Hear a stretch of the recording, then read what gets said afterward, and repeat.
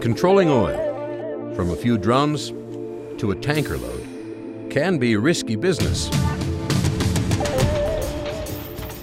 There's a chance of a spill from any oil container, and believe this, the oil will find the stream and will choke the fish.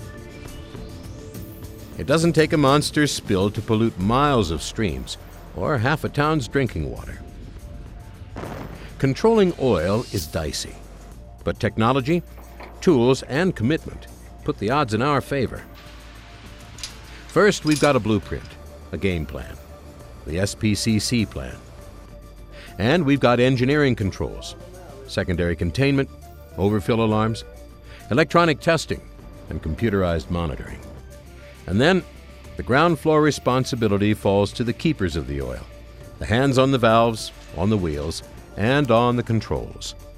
When these hands are right there, trained and aware, tuning the technology and exercising the plan, because each player recognizes the risks and all the pains of oil pollution, then controlling oil turns from risky business to clean running.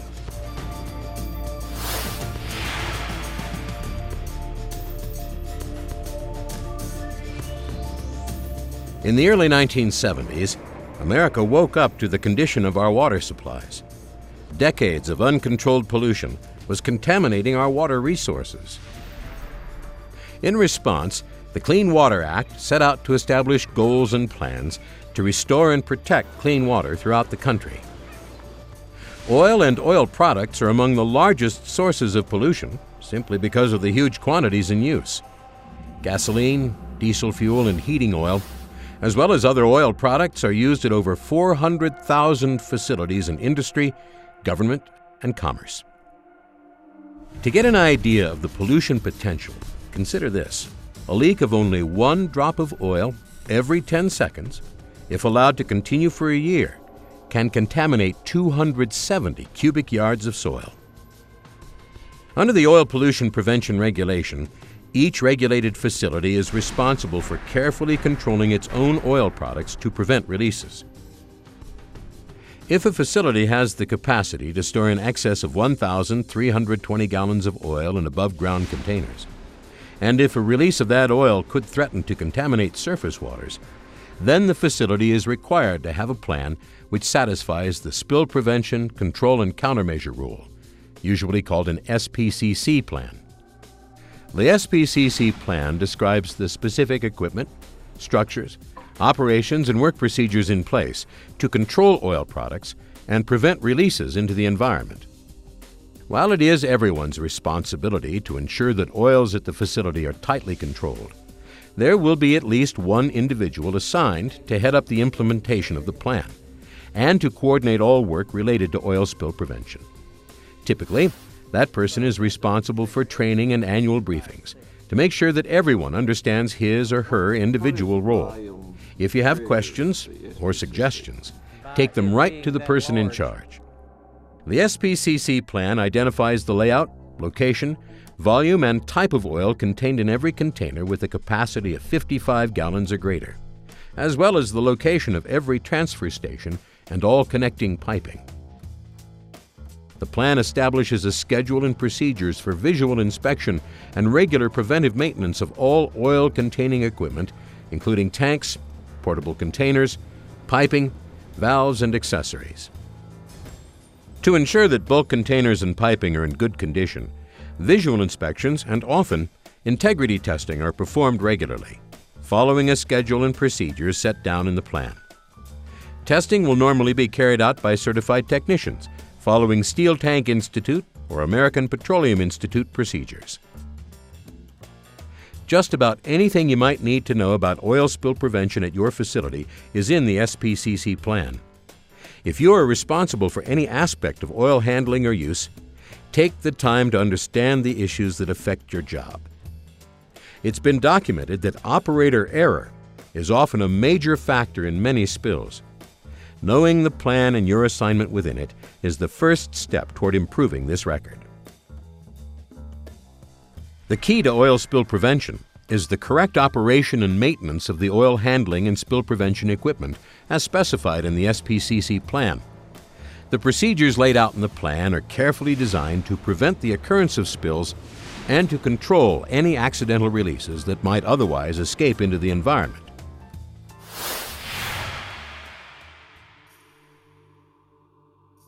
Fuels, crude oil, lubricants, animal or vegetable oils or other oil products are usually found in above-ground bulk tanks, portable containers with a capacity of 55 gallons or more, underground or partially buried tanks, or oil-containing operating equipment.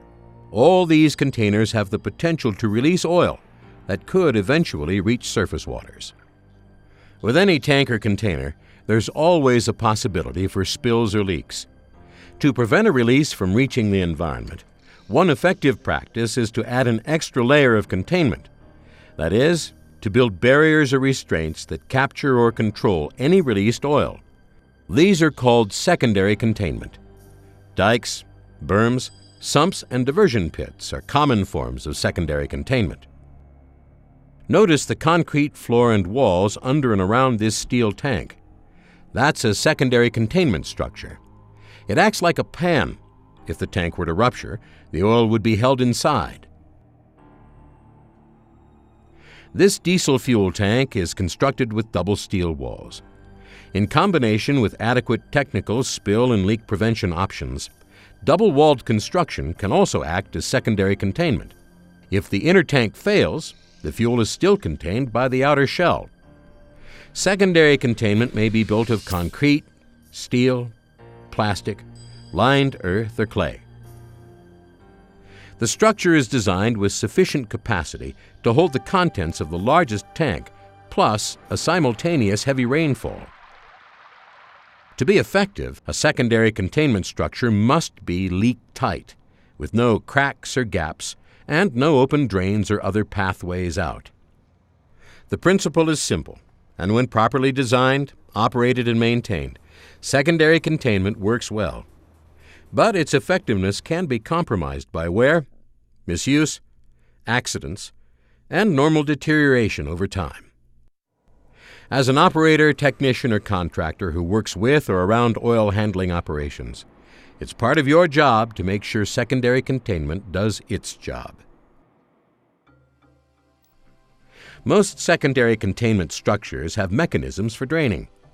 Drain valves or manually activated pumps or ejectors are often installed to recover spilled product or to drain accumulated rainwater. These drain devices must always be sealed in the closed position during normal operations. This is especially critical during oil pumping or transfer operations. Drains or ejectors may be opened or activated to drain uncontaminated rainwater or snowmelt. It's important to monitor rainwater in secondary containment and drain it when needed. Excessive accumulation of rainwater reduces the capacity of the containment to hold oil leaks. However, when draining, do so only under the direction of a responsible supervisor or other designated person who will keep a record of the event. Afterwards, the drain or ejector must be locked closed or resealed.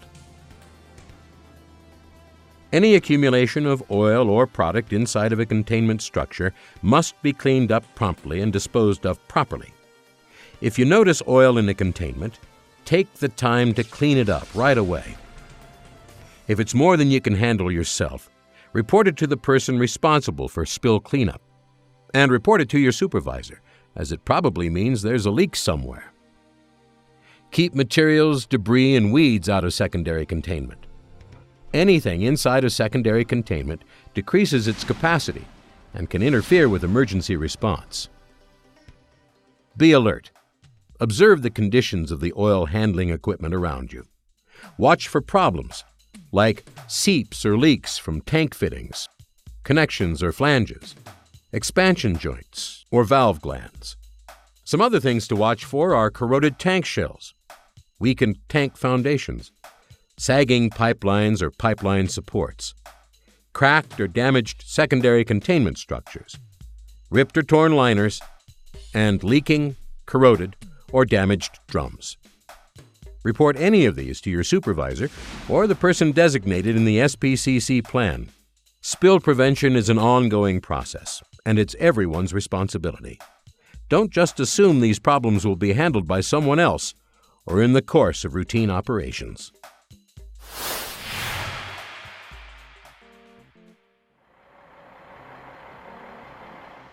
Experience has shown that oil spills or releases most often occur during transfer operations, such as oil deliveries, transport vehicle loading, or vehicle fueling. So be warned, extra attention required. Look to your facility's operating procedures for guidance on the specific actions required for a safe transfer. It starts right when the truck arrives. Make sure the driver understands and follows the facility's SPCC procedures, including any load restrictions or low clearances. At the loading rack or offloading area, park the vehicle inside of the designated vehicle secondary containment area or other location where leaks will be effectively controlled. Chocking the truck's wheels prevents movement of the vehicle, which could upset the transfer.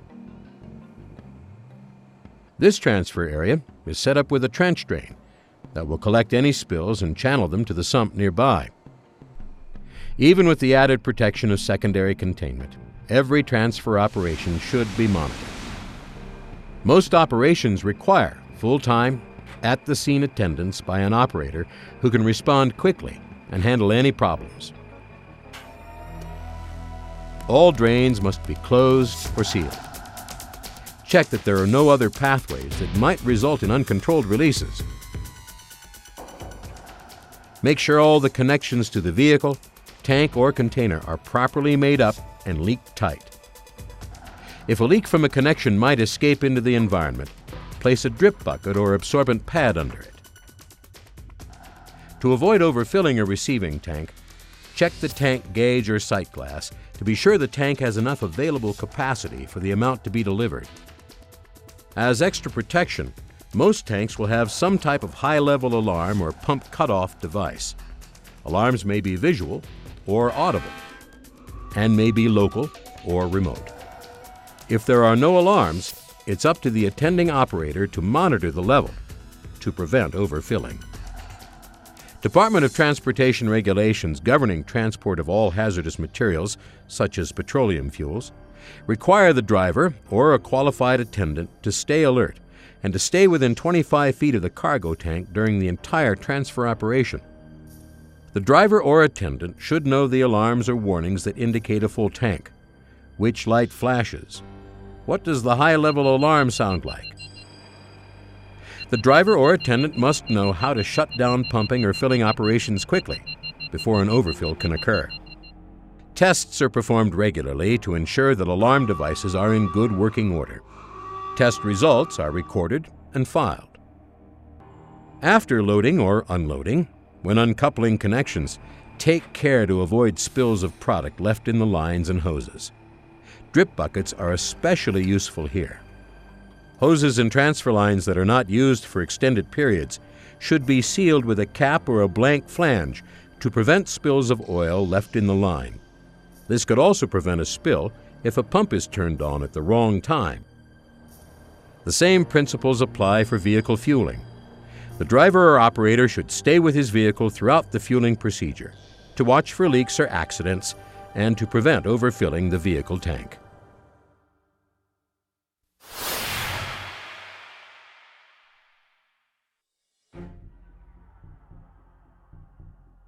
Oil handling facilities, unfortunately, are tempting targets for vandals and terrorists.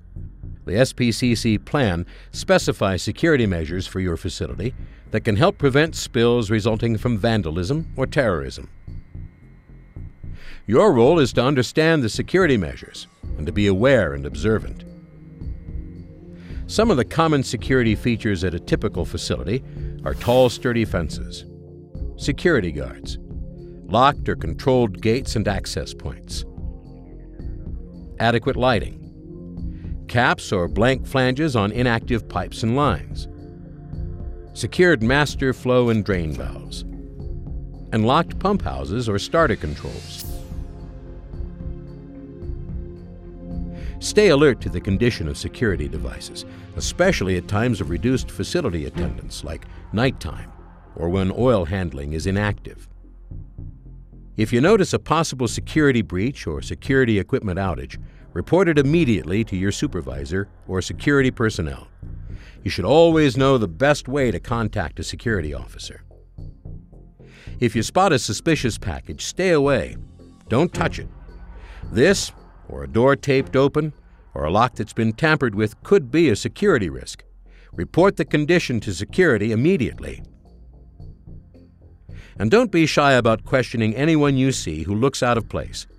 Anyone you don't recognize in a restricted area, anyone not wearing normal personal protective equipment, anyone without an ID badge. If they can't explain their presence or appear suspicious, call security right away.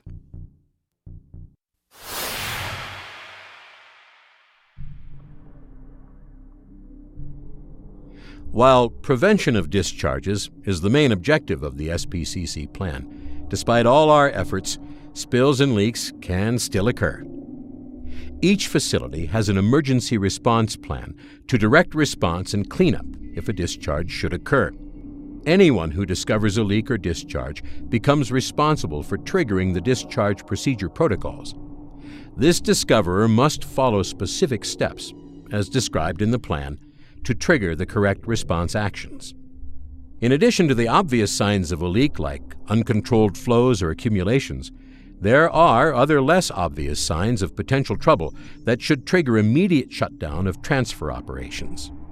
Any equipment malfunctions, inconsistency between the amount pumped and the amount received, loss of communication between pumping and receiving stations, a fire or other emergency nearby, or the appearance of any visible oil sheen on any nearby surface waters.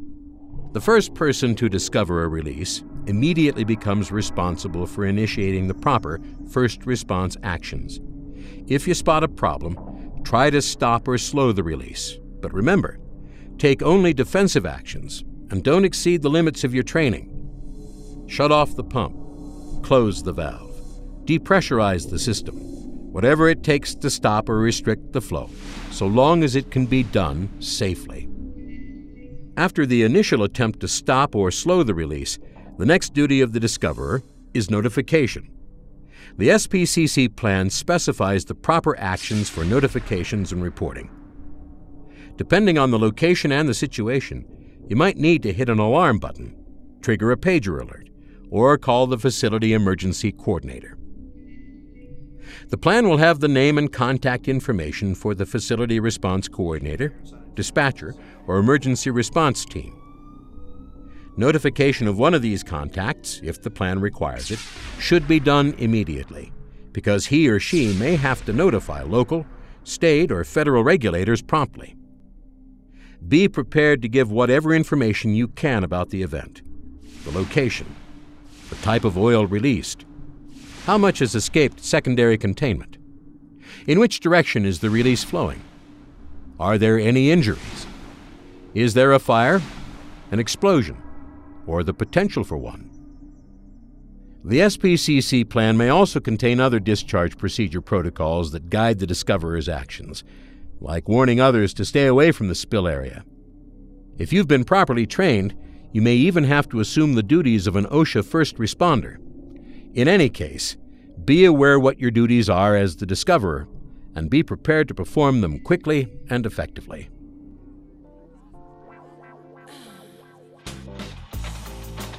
It takes more than luck to keep oil from escaping into the environment. Automated process controls and monitoring, secondary containment, and advanced oil handling gear give us the edge. But controlling oil still depends on operation, maintenance, and response. Hands on the wheel, an eye on the gauge, and the quick reactions if needed. And we can always get better. Learning from recent equipment failures and malfunctions helps to improve the plan, the tools, and the procedures. Step by step, the risks go down. The odds get better, until controlling oil is a sure bet.